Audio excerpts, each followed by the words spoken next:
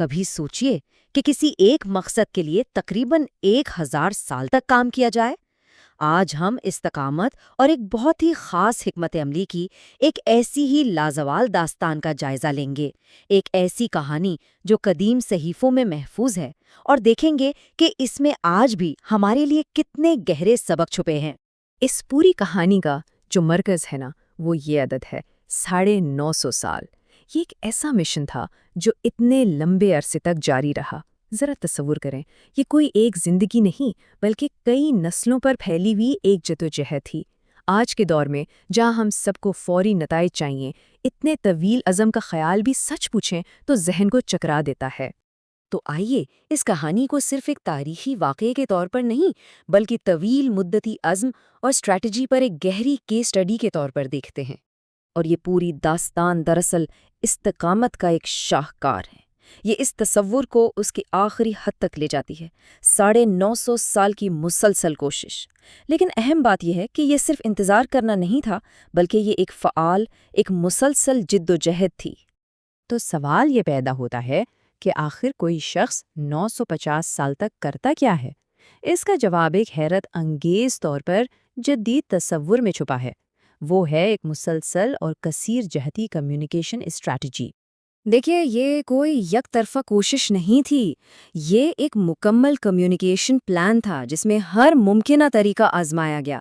حضرت نوح نے دن رات اعلانیہ اور خفیہ طور پر لوگوں کے مزاج اور حالات کے مطابق اپنے انداز کو مسلسل تبدیل کیا تاکہ پیغام کسی طرح پہنچ جائے۔ اور یہ صرف منت سماجت نہیں تھی، یہ بڑی اسٹریٹیجک تھیں۔ انہوں نے مسلسل اپنے پیغام کو ماننے کے فائدوں پر زور دیا، وہ فائدے جو لوگوں کی بنیادی خواہشات سے جڑے ہوئے تھے، جیسے کہ رزق، اولاد اور معافی۔ اور اتنی صدیوں کی محنت، اتنی حکمت عملی، اس سب کا نتیجہ کیا نکلا؟ مکمل انکار۔ لوگ سننے کو ہی تیار نہیں تھے۔ کوشش اور نتیجے کے درمیان یہ جو فرق ہے نا، یہ واقعی بہت گہرا ہے اور ہمیں سوچنے پر مجبور کرتا ہے۔ آئیے اب اس کہانی کے سب سے اہم موڑ کی طرف چلتے ہیں۔ تقریباً 1000 سال کی بظاہر ناکامی کے بعد اب حکمت عملی بدل جاتی ہے۔ اب لوگوں سے بات کرنے کے بجائے ایک اعلیٰ طاقت سے گفتگو کی جاتی ہے۔ اور یہاں ایک بہت ہی اہم نقطہ سامنے آتا ہے۔ دعا کا آغاز براہ راست کسی درخواست سے نہیں ہوتا، بلکہ ایک رپورٹ سے ہوتا ہے۔ کچھ بھی مانگنے سے پہلے حضرت نوح نے اپنے 950 سالہ مشن کا ایک جامع اور دلی خلاصہ پیش کیا، بالکل کسی پروجیکٹ کی ایگزیکٹو سمری کی طرح۔ انہوں نے اپنی بات کا آغاز اپنی کوششوں کی مدت اور تسلسل کو بیان کرتے ہوئے کیا۔ یہ صرف ایک شکایت نہیں تھی، بلکہ اپنی انتھک محنت کا ثبوت پیش کرنا تھا کہ میری طرف سے کوئی کسر نہیں چھوڑی گئی۔ اور اس کے فوراً بعد وہ اپنی ناکامی کا انتہائی ایمانداری سے جائزہ پیش کرتے ہیں۔ وہ اپنی طویل مہم کے نتائج کی کمی کو بالکل نہیں چھپاتے، جو کسی بھی لیڈر کے لیے ایک بہت مشکل کام ہے۔ یہ خود احتسابی کا ایک طاقتور مظاہرہ ہے۔ یہی تمہید، جدوجہد کی یہی ایماندارانہ رپورٹ ایک ایسے جواب کا سبب بنی جو اس کہانی کا مرکزی سبق ہے۔ اور یہاں کہانی کا سب سے حیران کن حصہ آتا ہے۔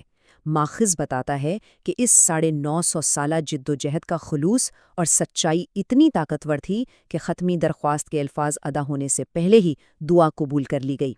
یہ ایک بہت ہی طاقتور خیال کو واضح کرتا ہے کہ سفر اور جدوجہد کی سچائی درخواست کے آخری الفاظ سے کہیں زیادہ وزن رکھتی تھی۔ کوشش خود ایک دلیل بن گئی۔ تو اس قدیم داستان سے ہم آج اپنی پیشہ ورانہ اور ذاتی زندگی کے لیے کیا اہم اسباق سیکھ سکتے ہیں؟ اسباق بالکل واضح ہیں۔ ایک طویل مدتی اور لچکدار حکمت عملی کی طاقت، اپنی کوششوں کی ایماندارانہ رپورٹنگ کی اہمیت، اور یہ سمجھنا کہ بعض اوقات سب سے بڑا فیصلہ یہ جاننا ہوتا ہے کہ کب ایک مشن کو ختم کرنا ہے۔